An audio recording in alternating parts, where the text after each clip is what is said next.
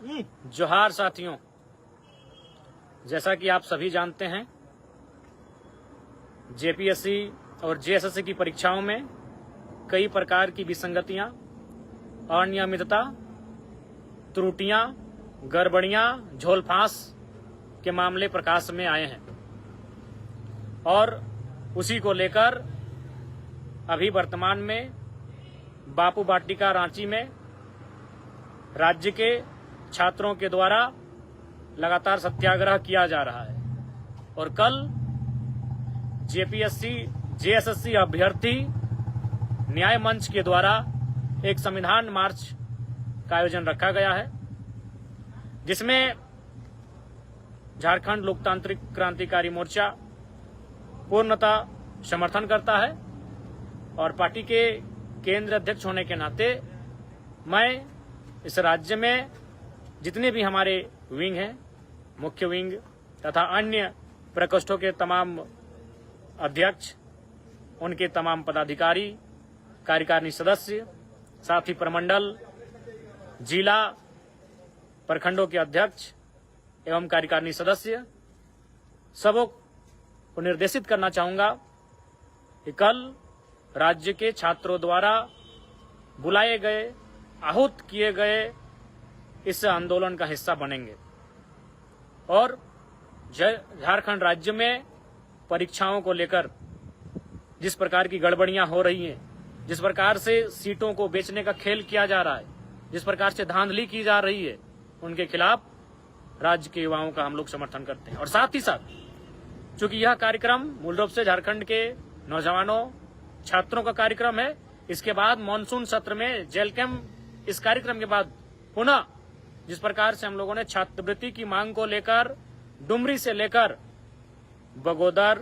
बिशुनगढ़, दारू, टाटीझरिया, हजारीबाग, चरही, मांडू, रामगढ़ और मांझी होते हुए रांची तक की यात्रा, पद यात्रा, 180 किलोमीटर की पद यात्रा हम लोगों ने अपने पार्टी के द्वारा, अपने पार्टी के बैनर तले किया था। उसी प्रकार कल के कार्यक्रम के बाद हम लोग अपने संगठन के बैनर तले भी कार्यक्रम करेंगे।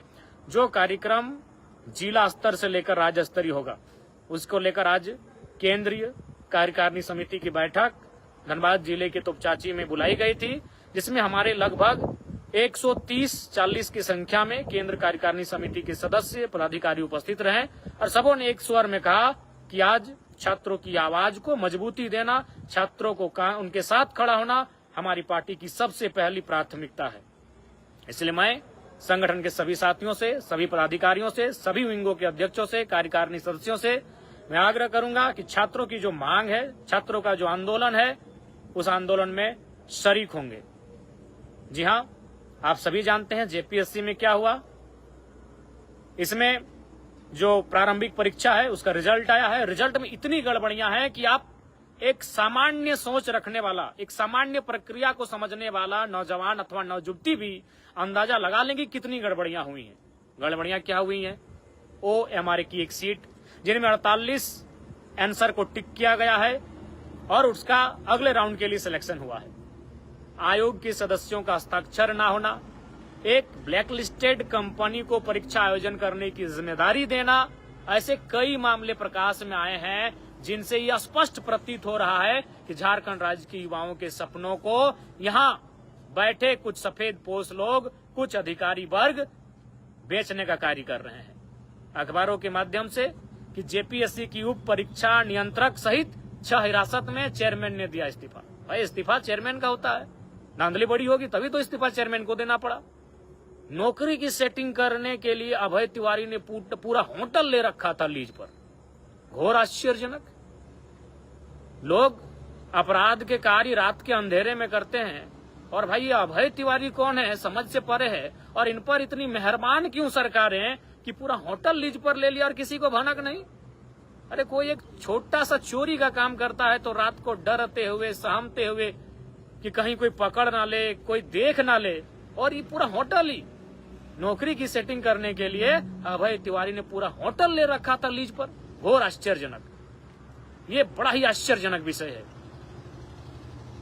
इसलिए मैं और हमारा संगठन पूरी तरह से इस आंदोलन में बढ़ चढ़कर छात्रों के साथ है। और एक शीर्षक है अखबार का कि कॉपियों में काट छांट और नंबर में हेरफेर कर बनी थी सूची। बताइए, कॉपियों में भी काट छांट और नंबर का हेरफेर, इतना घोटाला झारखंड राज्य में।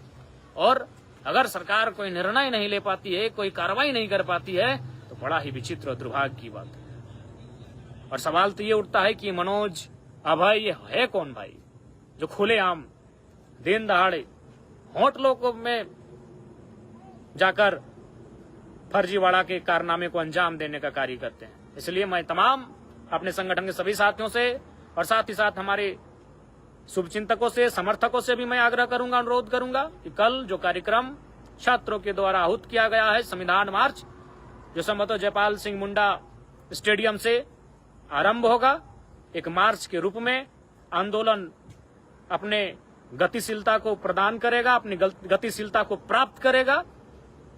इसलिए मैं आप सभी से आग्रह करूंगा कि जेपीएससी, जेएसएससी की परीक्षाओं में जो धांधलियां हो रही हैं, जो गड़बड़ियां हो रही हैं, जो सीटों को बेचने का कार्य हो रहा है, जो छात्रों के सपने के साथ खेलने का कार्य हो रहा है, उसके ठीक उसी प्रकार हम लोग अपने बैनर तले भी कार्यक्रम करेंगे।